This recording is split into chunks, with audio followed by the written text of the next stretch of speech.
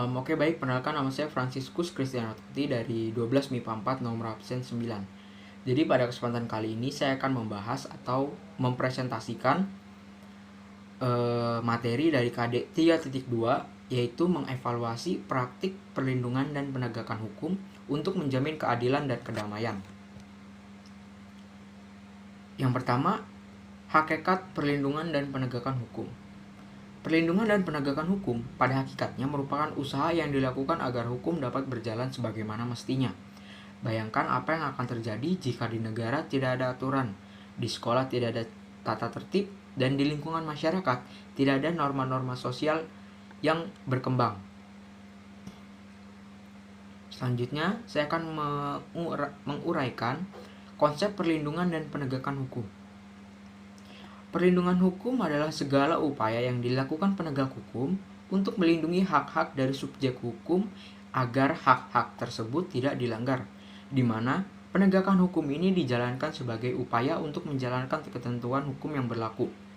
Pada intinya, apabila hukum tidak dipatuhi, maka kekacauan di semua bidang kehidupan akan terjadi. Selanjutnya, apa sih sebenarnya perlindungan itu?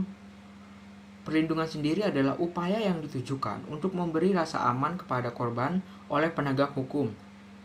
Juga sebagai bentuk pelayanan yang wajib dilaksanakan oleh aparat penegak hukum atau aparat keamanan untuk memberi rasa aman baik fisik maupun mental kepada korban. Selain itu, menurut sumber lain yaitu Sacipto Raharjo, perlindungan hukum adalah memberikan pengayoman terhadap hak asasi manusia yang dirugikan orang lain, dan perlindungan itu diberikan kepada masyarakat agar dapat menikmati semua hak-hak yang diberikan oleh hukum. Selanjutnya ada unsur-unsur perlindungan. Adanya perlindungan dari pemerintah, jaminan kepastian hukum berkaitan dengan hak-hak warga negara, dan yang terakhir adanya sanksi hukuman bagi pihak yang melanggar. Setelah itu ada penegakan hukum. Penegakan hukum sendiri merupakan proses pelaksanaan hukum atau bertindak sesuai dengan hukum, dan apabila dilanggar akan ditegakkan melalui proses peradilan. Juga merupakan sebagai syarat terwujudnya perlindungan hukum.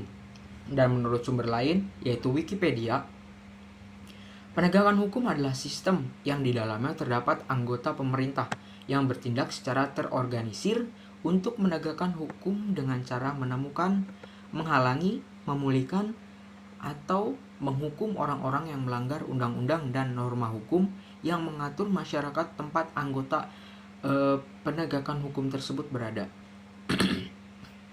Yang terakhir, ada dasar pelindungan dan penegakan hukum. Yang pertama, poin pertama, ada pasal 24 ayat 1 Undang-Undang Dasar 1945. Kekuasaan kehakiman adalah kekuasaan yang merdeka untuk menyelenggarakan peradilan guna menegakkan hukum dan keadilan. Poin kedua, pasal 27 ayat 1 Undang-Undang Dasar 1945. Warga negara bersamaan kedudukannya di dalam hukum dan pemerintahan, dan wajib menjunjung hukum dan pemerintahan itu dengan tidak ada pengecualian. Pasal 28D ayat 1 Undang-Undang Dasar 1945. Setiap orang berhak atas pengakuan, jaminan, perlindungan, dan kepastian hukum yang adil serta perlakuan yang sama di hadapan hukum. Selanjutnya, Pasal 28I ayat 5 Undang-Undang Dasar 1945 untuk menegakkan dan melindungi hak asasi manusia sesuai dengan prinsip negara hukum yang demokratis, maka pelaksanaan hak asasi manusia dijamin, diatur, dan dituangkan dalam peraturan perundang-undangan. Yang terakhir, Pasal 30 ayat 4 Undang-Undang Dasar 1945.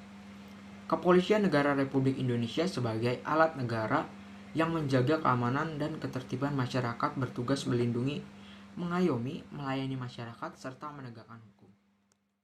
Assalamualaikum warahmatullahi wabarakatuh. Saya Kiovita Hania absen 23 dari kelas 12 MIPA 4. Pentingnya perlindungan dan penegakan hukum dapat diwujudkan dari 3 cara. Yang pertama, tegaknya supremasi hukum. Yang kedua, tegaknya keadilan. Dan yang terakhir, mewujudkan perdamaian dalam kehidupan bermasyarakat. Faktor-faktor yang mempengaruhi keberhasilan proses perlindungan dan penegakan hukum. Yang pertama, hukum. Yang kedua, penegak hukum. Yang ketiga, masyarakat. Yang keempat, sarana atau fasilitas. Dan yang terakhir, kebudayaan. Macam-macam hukum ada 8. Yang pertama, menurut sumbernya, yaitu undang-undang, kebiasaan, traktat, dan jurisprudensi. Yang kedua, menurut bentuknya, tertulis atau tidak. Yang ketiga, menurut tempat berlakunya. Ada nasional, internasional, asing, dan juga gereja. Yang keempat, menurut cara mempertahankannya, dengan cara material, formal, pidana, atau perdata. Yang kelima, menurut isinya, itu privat atau publik. Yang keenam, berdasarkan waktu berlakunya, sekarang, yang akan datang, atau hukum asasi atau hukum alam. Yang ketujuh, berdasarkan sifatnya, hukum yang memaksa atau yang mengatur.